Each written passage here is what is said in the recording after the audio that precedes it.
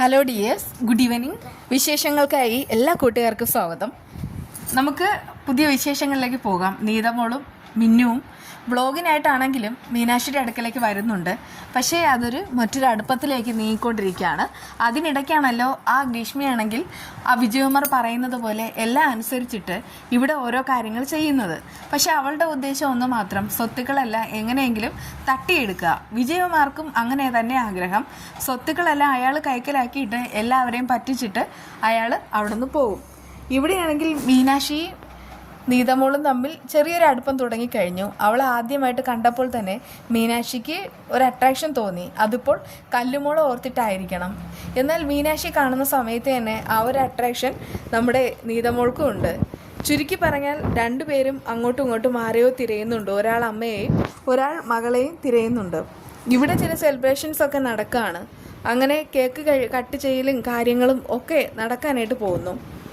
ഇതിനിടയ്ക്ക് ആ ഗ്രീഷ്മയും പിന്നെ അവിടെയുള്ള അബിയും കൂടെ ചെറുതായിട്ടൊന്ന് ലിങ്ക് ആവാണ്. അവർ തമ്മിൽ സംസാരിച്ചുകൊണ്ടൊക്കെ നടക്കുകയാണ്. അതിനിടയ്ക്ക് അവളാണെങ്കിൽ കുറച്ച് ഫോട്ടോസൊക്കെ അബിയും ഒന്നിച്ചുള്ളത് എടുക്കുകയാണ്. അത് അവൾക്ക് എന്തോ ഒന്ന് ചെയ്യാൻ തന്നെയാണ്. പ്രത്യേകിച്ച് വിജയകുമാറാണല്ലോ പറഞ്ഞു വെച്ചത്. അവിടെ ആ മുത്തശ്ശനും മുത്തശ്ശിയും അവളെ ആണെങ്കിൽ കല്ലുമോളായിട്ട് അംഗീകരിച്ച് തുടങ്ങിയിരിക്കുന്നു.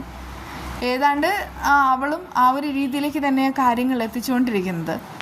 എന്നാൽ ഇവിടെയാണെങ്കിൽ കേക്ക് കട്ട് ചെയ്യുന്ന സമയത്ത് മീനാക്ഷി കുറച്ച് കേക്ക് എടുത്തിട്ട് നീതമോൾക്ക് കൊടുക്കുക എന്ന് പറയുമ്പോൾ വായ്ക്കുള്ളിലേക്ക് വെച്ചു കൊടുക്കുന്നു.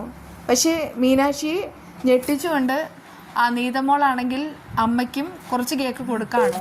രണ്ടുപേർക്കും സത്യങ്ങൾ അറിയില്ലെങ്കിലും രണ്ടുപേരും പരസ്പരം തിരിച്ചറിഞ്ഞതുപോലെ അവരുടെ ആ ഒരു പെരുമാറ്റം കാണുന്നവർക്ക് പോലും വല്ലാത്തൊരു നൊമ്പരം തോന്നും.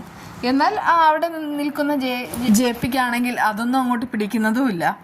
അതായത് നീതമോളുടെയും മീനാക്ഷിയുടെയും ആ ഒരു ബന്ധം അയാൾക്ക് തോന്നുന്നത് പ്രത്യേകിച്ച് കല്ലുമോളും മീനാക്ഷിയായിട്ടുള്ള ബന്ധമാണ്.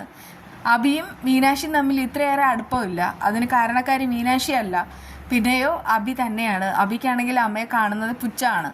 അതുപോലെ തന്നെ മുത്തശ്ശിയെന്നും അവൾക്ക് കണ്ണെടുത്താൽ കണ്ടുകൂടാ. എന്നാൽ ഇവിടെയുള്ള മുത്തശ്ശനാണെങ്കിൽ അവൾ ഒരുപാട് വിലകൾ കൊടുത്തിട്ടുമുണ്ട്. അങ്ങനെയുള്ള കുട്ടിയാണ് അബി.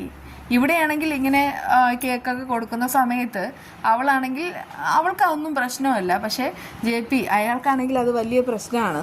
നേരത്തെയുള്ള ജെപി അല്ല ഇപ്പോഴുള്ള ആ ഒരു സ്വഭാവമുള്ള ജെപി. ഒരുപാട് മാറിയിരിക്കുന്നു. നേരത്തെ മീനാക്ഷിയെ കൂടുതൽ സപ്പോർട്ട് ചെയ്ത ജെപിയാണ്.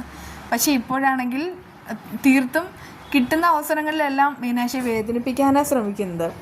അയാൾക്കറിയാം അവളുടെ ഉള്ളിൽ എപ്പോഴും നീതമോളുണ്ടെന്ന്. അതെങ്ങനെയെങ്കിലും മായ്ച്ചു കളയണം. അത് തന്നെയാണ് ജെപിയുടെ ഉദ്ദേശവും. പക്ഷേ അമ്മ മകൾ ബന്ധം ഒരിക്കലും അവസാനിക്കാത്തതാണ്. അതൊരിക്കലും മായുകയില്ല.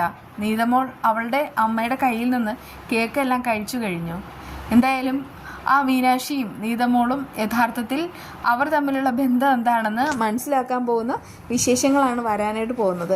ഇവിടെ ഞാനൊരു വീഡിയോയിൽ കാണിച്ചിട്ടുണ്ട്. നമ്മുടെ പച്ചമുളകെല്ലാം നമുക്ക് ദീർഘകാലം കേടാകാതെ സൂക്ഷിക്കാൻ കഴിയും. അത് എങ്ങനെയാണെന്ന് പറഞ്ഞു തരാം. നന്നായിട്ടൊന്ന് വാഷ് ചെയ്യുക. കുറച്ച് വിനീഗർ ഉപ്പും കൂടെ ഇട്ട് വാഷ് ചെയ്താൽ ആ അഴുക്കും എന്തെങ്കിലും അണുക്കളുണ്ടെങ്കിൽ അതെല്ലാം മാറിക്കിട്ടും. അങ്ങനെ വാഷ് ചെയ്തതിന് ശേഷം അതിൻ്റെ ഞെട്ടെടുക്കുക. അതായത് പച്ചമുളകിൻ്റെ ഞെട്ട് മാറ്റിയിട്ട് നമുക്കാണെങ്കിൽ ഏതെങ്കിലും ഒരു കണ്ടെയ്നറിനകത്ത് ഈ പച്ചമുളക് ഇട്ടിട്ട് ഫ്രിഡ്ജിനകത്ത് വയ്ക്കാം.